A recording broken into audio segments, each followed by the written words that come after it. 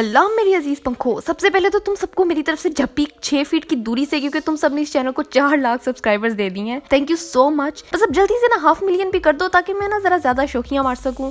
ऐसे ही सपोर्ट करते रहो क्योंकि मुझे तुम्हारी सपोर्ट की हमेशा जरूरत होगी। अगली वीडियो मेरी Q&A पर होगी तो अपने अच्छे इंटरेस्टिंग सवाल नीचे लिख दो। वो ना पूछना कि कितने बहन भाई और यूट्यूब का ख्याल कैसे आया। कुछ अच्छा लाओ यार इस बार ताकि मैं उसको अपनी वीडियो में इंक्लूड कर सकूं। खैर ये हफ्ता ना बहुत ही कोई दुखी और अजीब किस्म का गुजरा है। रमजान ट्रांसमिशन पर फुल स्टॉप लगना तो चाहिए था पर लगा नहीं। वैसे ही लाइव ट्रांसमिशन चल रही हैं और उनमें रमजान के अलावा ना सब कुछ ही हो रहा है। देखो ना हमारी कभी बुढ़ी ना होने वाली रीमा को भी इस बार एक टॉफी की तरह ना एक शो पकड़ा दिया गया जिसका नाम है बाराने रहमत। इस नाम से लगता है जैसे शायद इसमें दीन की बातें होंगी, रमजान के मसाइल डिस्कस होंगे, पर नहीं, ये नॉर्मल टॉक शो है जिसमें फर्क सिर्फ इतना है कि रीमा ने आधे सर पे दुपट्टा रखा हुआ है ताकि पता चले कि रमजान है। फिर उसमें गेस्ट जो आते हैं ना वो होते हैं शोबिस सेलिब्रिटीज, जिनसे हमारी आधे ढके सर वाली होस्ट इतने मीनिंगफुल सवाल करती है ना जिससे मेरा IQ तो भाई 350 प्लस हो ही गया है। न्यूली मैरिड कपल से सवाल होते हैं कि आप फैमिली प्लानिंग के बारे में क्या सोचते हैं। जिनके ऑलरेडी बच्चे हैं उनसे पूछा जा रहा है कि आपका दूसरा बच्चा कब आएगा, और जिनकी शादी को जुम्मा 8 दिन हुए उनसे पूछा जा रहा है कि क्या आप अपने शौहर को दूसरी शादी करने देंगी। नहीं, ये वो सवाल है जो ससुराल में पुप्पियां करती हैं आग लगाने के लिए, और उस पुप्पी को घर वाले देख के रास्ता बदल देते हैं कि इसके मुंह नहीं लगना, और ये बीबी टीवी पर बैठ के ऐसे सवाल कर रही है, वो भी रमजान ट्रांसमिशन में। नहीं, मेरा क्या लेना देना इन सेलिब्रिटीज से और फिर इनके ऑलरेडी हुए और होने वाले बच्चों से। और फिर दूसरी तरफ रमजान शुरू होते ही टीवी चैनल्स इस बंदे को यस कराने की दौड़ में निकल पड़ते हैं। इस बंदे को ना कंट्रोवर्सीज ऐसे फॉलो करती है जैसे सुनसान गली में जाते हुए बच्चे को गली का पागल कुत्ता फॉलो करता है। बस फर्क यह है कि बच्चा चीखता हुआ भाग जाता है और हमारे डॉक्टर साहब ने उस कुत्ते को गले लगा के उसकी परवरिश करना शुरू कर देते हैं। कभी उल्मा से गालिब फिल्म का सवाल पूछते हुए वीडियो लीक हो जाती है, कभी जुनैद जमशेद की वालिदा के लिए गंदे लफ्ज इस्तेमाल करते हैं, कभी टीवी पर माइनॉरिटीज के लिए गलत बातें करते हुए पाए जाते हैं, कभी किसी को आम खिला रहे होते हैं, कभी तायशा की जुल्फों में उंगलियां फेर रही होती हैं, और कभी नाम घर में लड़की ने खुदकुशी कैसे की होगी उसकी एक्टिंग करके दिखाते हैं। कभी कोई लड़का ये ख्वाहिश करता है कि काश डॉक्टर साहब उसके वालिद होते हैं। फिर ये रमजान कंट्रोवर्सी के बगैर कैसे गुजर जाए, ये तो हो ही नहीं सकता। अब डॉक्टर साहब की उम्र जूजू बढ़ती जा रही है ना, ये उन अंकल की तरह होते जा रहे हैं जो फैमिली गैदरिंग में बहुत कॉन्फिडेंस से कोई ऐसा जोक सुनाते हैं जो उन्हें लगता है कि बहुत ही ज्यादा फनी है, पर वो असल में फनी होता नहीं है। जैसे कि ये खवातीन क्यों होता है और ये खवाचार क्यों नहीं होता, और अगर पेप्सी को अरबी में पढ़ो तो वो बेबसी क्यों पढ़ा जाता है। और इसी तरह के लेम जोक्स ना डॉक्टर साहब उठा के दांत सिद्दीकी के आगे कि भाई तुमने श्रीदेवी और इरफान के साथ काम किया था तो वो तो मर गए, तुमने रानी मुखर्जी और बिपाशा के साथ काम नहीं किया तो इसलिए वो अभी तक जिंदा ही। मतलब डॉक्टर साहब इतना प्राउड है ना अपनी लेम जोक्स पे कि बार एक से एक जुमले का इजाफा करते जा रहे हैं कि शायद अदनान सिद्दीकी हंस पड़े। लेकिन नहीं, अदनान ने बड़े अच्छे से ना सिचुएशन संभाली, इस घटिया जोक्स का हिस्सा नहीं बने, लेकिन सिर्फ उनको बाद में इस बात पर माफी मांगनी पड़ गई जिसमें उनका कोई कसूर भी नहीं था। जब इस तरह के शोज रमजान में चलेंगे तो कौम का क्या हाल होगा, ये अंडरस्टूड सी बात है। लाख यार तुम लोग तुर्किश शोज लगा दो रमजान में, उससे कोई घंटा फर्क नहीं पड़ने वाला। जब तक हमारे अपने टीवी चैनल्स पर गलाजत नहीं निकाली जाती कुछ नहीं होगा। रीमा डॉक्टर साहब आखिर कर क्या रहे हैं और क्यों कर रहे हैं, मुझे तो ये समझ नहीं आती। यार पूरा साल भी तो यही करते आ रही हूँ ना, अभी भी करो पर शोज को रमजान से रिलेटेड ना तो ना दो। हमारे दिमागों में ऐसे गोबर भर चुकी है कि जितने मर्जी हार्डकोर टर्किश ड्रामास लगवा लो हिस्ट्री समझाने के लिए, हमने उसमें भी लव स्टोरी ही ढूंढ लेनी है। स्टोरी कोई भी उसको हमने रोमांटिसाइज कर ही देना है। हमारा माइंड वैसे बन चुका है ना कि हमें इनाम घर, रमजान ट्रांसमिशन और निदा यासिर के मॉर्निंग शोज ही पसंद आते हैं।